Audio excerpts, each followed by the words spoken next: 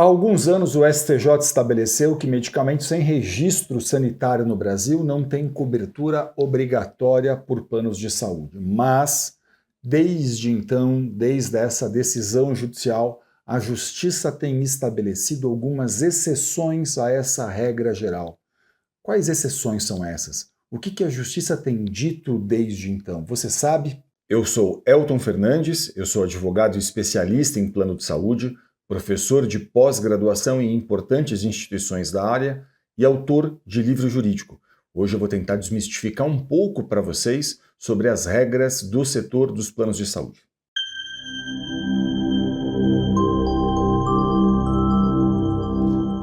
Olha, a primeira grande questão é a gente entender o que disse o STJ há alguns anos atrás naquele tema que a gente chama de tema 990. O que disse o STJ? Basicamente eles disseram o seguinte, eles disseram que medicamento sem registro sanitário no Brasil não teria cobertura obrigatória pelas operadoras de planos de saúde, de forma que as operadoras estavam desobrigadas de custear, salvo, por exemplo, se houver expressa previsão contratual. Mas acontece que de lá para cá, muita coisa foi sendo modulada, como a gente diz no direito. De forma que, de lá para cá, algumas outras decisões judiciais, do próprio STJ inclusive, passaram a dizer o seguinte, veja, a gente disse uma coisa, não é que nós estamos desdizendo aquilo que nós falamos antes, mas existem aqui algumas exceções legais que a gente está criando a fim de poder acolher melhor essa interpretação. Então vamos colocar o seguinte, de fato, se o medicamento não tiver registro sanitário no Brasil, a gente pode presumir, num primeiro momento, pelo menos, que ele não tem cobertura obrigatória. Mas as exceções aqui a essa tese geral, que desde então estão sendo criadas, é o que eu quero colocar para vocês. A primeira exceção que está sendo criada aqui pelo STJ é naqueles casos em que, por exemplo, esse medicamento, embora ele não tenha registro no Brasil, ele teve anteriormente. Então, vejam só, existem uma série de medicamentos que tiveram registro sanitário no Brasil e que perderam o registro sanitário. E a pergunta que você pode fazer é, mas professor, perdeu por quê o registro sanitário? E aí eu vou te dizer, olha, por N motivos, mas o principal, a razão que a gente vê a perda do registro sanitário é o desinteresse comercial da indústria. A indústria não se interessou em solicitar o pedido de renovação desse medicamento. A indústria nunca se interessou em ir até a Anvisa e fazer a solicitação. Então, veja, essa é uma questão ativa que a indústria deve chegar lá e fazer a solicitação. Se a indústria não fez a solicitação, a gente vai ter ali, então, um decaimento daquele registro sanitário, ele vai cair, vai caducar, como a gente de vez em quando diz, e aí esse medicamento vai passar a não ter mais registro. Mas notem que situação. Numa situação como essa, de um medicamento que teve registro e deixou de ter, a gente não está falando que ele causou um problema sanitário grave. A gente não está aqui dizendo que esse medicamento colocou em risco a população. A gente está dizendo, basicamente, que a indústria não teve interesse.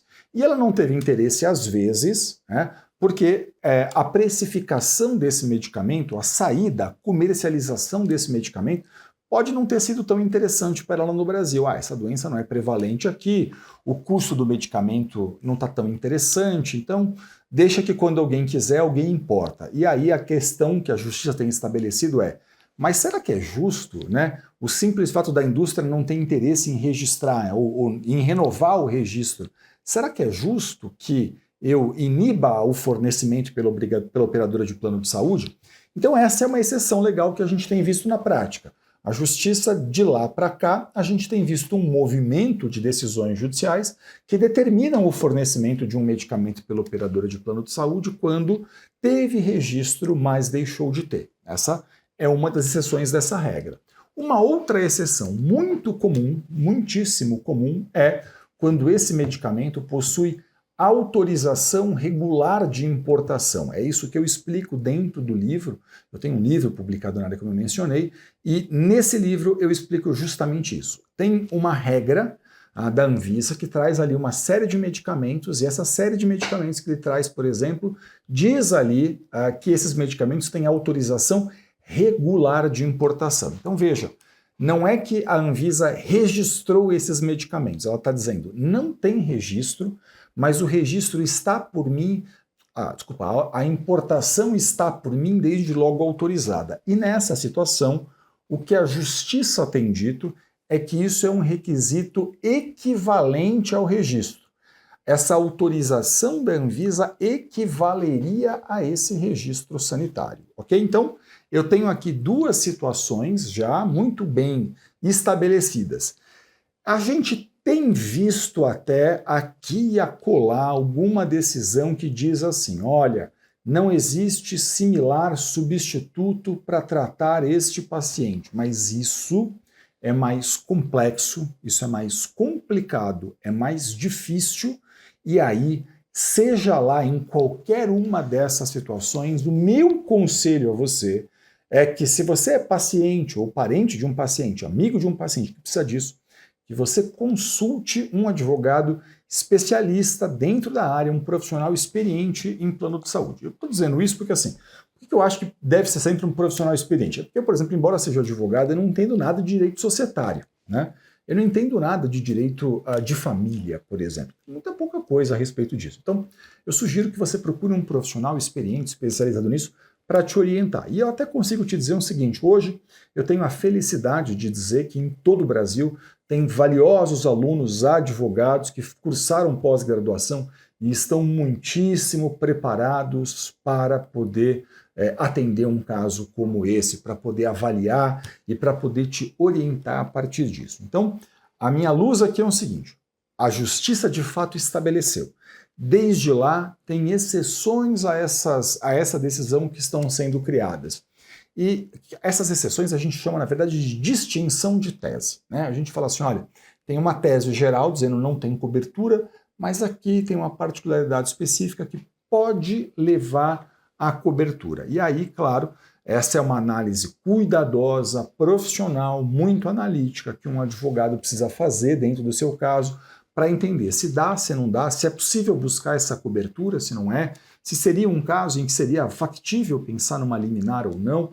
Tudo isso vai ter que ser analisado por um profissional experiente e especialista, de forma que é muito importante que você o busque. Não conheço ninguém, é o que eu falei, em todo o Brasil, um processo hoje é inteiramente eletrônico.